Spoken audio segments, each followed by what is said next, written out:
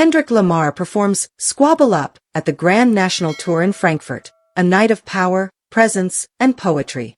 It began with stillness. The kind of eerie calm before a cultural storm. The Deutsche Bank Park in Frankfurt, Germany, was packed wall to wall, tens of thousands standing shoulder to shoulder, their breath fogging in the cool night air, their eyes fixed on a dimly lit stage. The chill didn't matter. It never does when Kendrick Lamar steps out. And when he did, without a jacket, without fanfare, just his presence, it was a signal. He wasn't here to play it safe. He was here to make the ground move. Welcome to celebrity rap life, where the red carpets never roll up and the spotlight never fades. The rewards are legendary. Because in celebrity rap life, every downfall can become a comeback, and every headline tells a deeper story. Hit that like button, subscribe, and turn on notifications so you don't miss a second of what's coming next. The lights didn't flash. The intro didn't explode. It just dropped. A hard, snarling loop rang out across the stadium. Squabble up. The crowd erupted before he even spoke a word. The beat hit, and Kendrick let it simmer. His silhouette still. Then he pounced. Kendrick Lamar wasn't performing. He was confronting. Line after line, bar after bar, Squabble Up turned into a battlefield anthem, and the people of Frankfurt were ready to fight every syllable alongside him. No backup vocals. No auto-tune.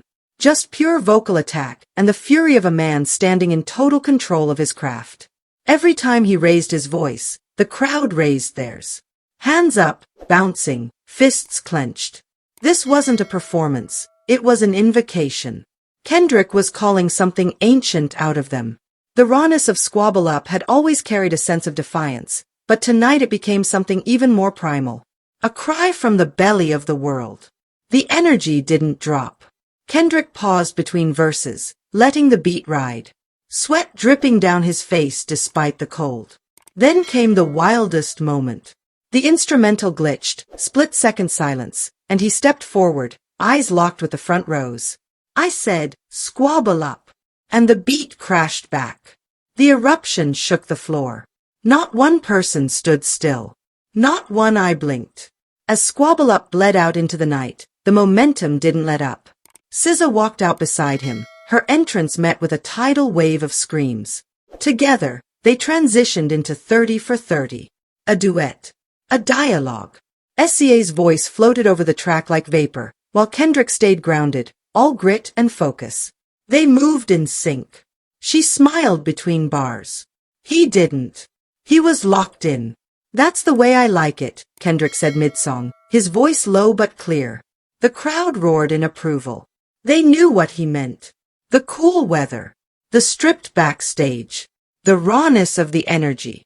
Frankfurt had turned into a proving ground, and every fan knew they were part of something singular. Then came Family Ties. No warning. Just boom.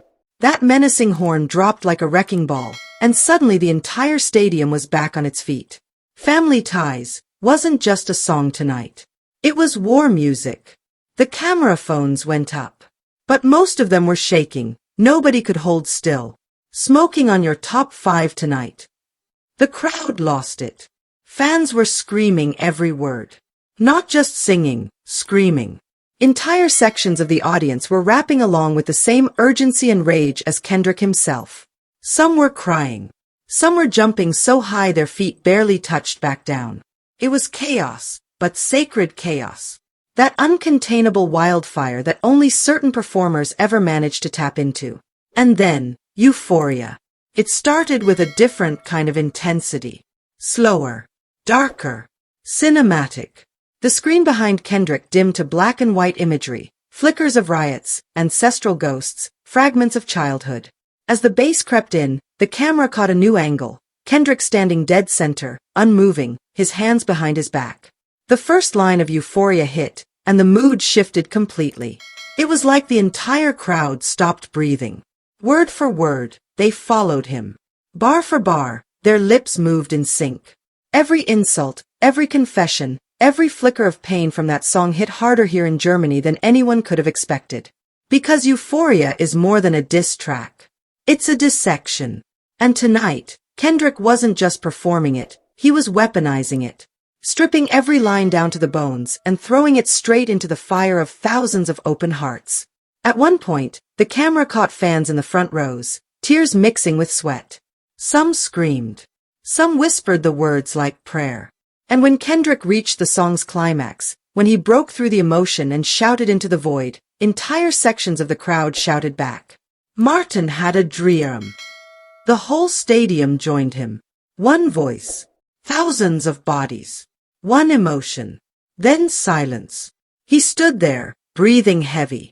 He looked out over the sea of fans, nodded once, and said, I don't want to see anybody getting hurt. If someone needs help, help them.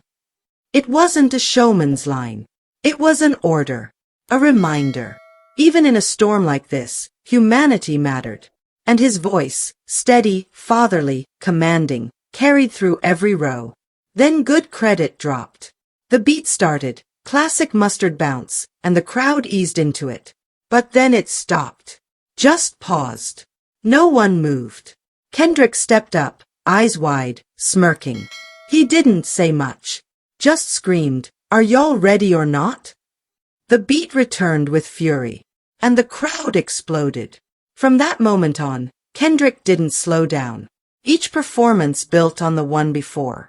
He didn't lean on visuals. No pyrotechnics. No special effects. Just the music. The bars. The message. At one point, you could see a fan in the back holding a homemade sign, word for word. Bar for bar. It wasn't just a slogan. It was the truth. Kendrick didn't let the crowd passively enjoy anything. He made them earn every verse. And they met him halfway. Later, when he performed Reincarnated, the energy changed again. It felt like the emotional centerpiece of the night. Siza rejoined him, her voice mournful, angelic. The crowd swayed. They weren't singing. They were witnessing. That track hit like a eulogy, but also like a promise. To never forget. To keep the truth alive, even in lands far from home. By the time Not Like Us finally arrived near the end, the audience had no energy left. But Kendrick gave them no choice. He delivered that track like it was his last breath. The stadium thundered with every chant. The bounce. The rage.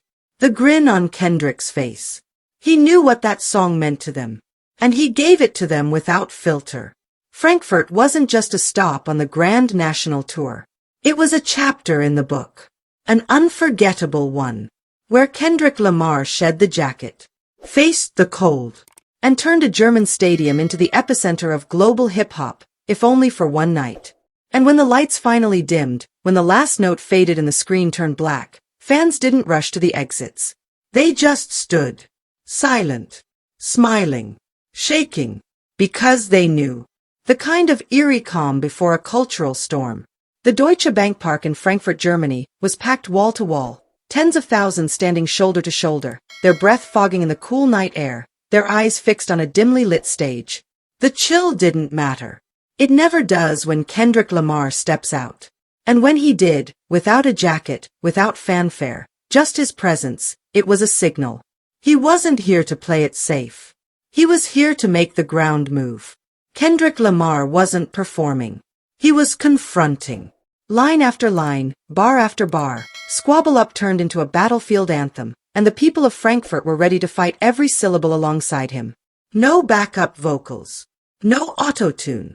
Just pure vocal attack and the fury of a man standing in total control of his craft. Every time he raised his voice, the crowd raised theirs.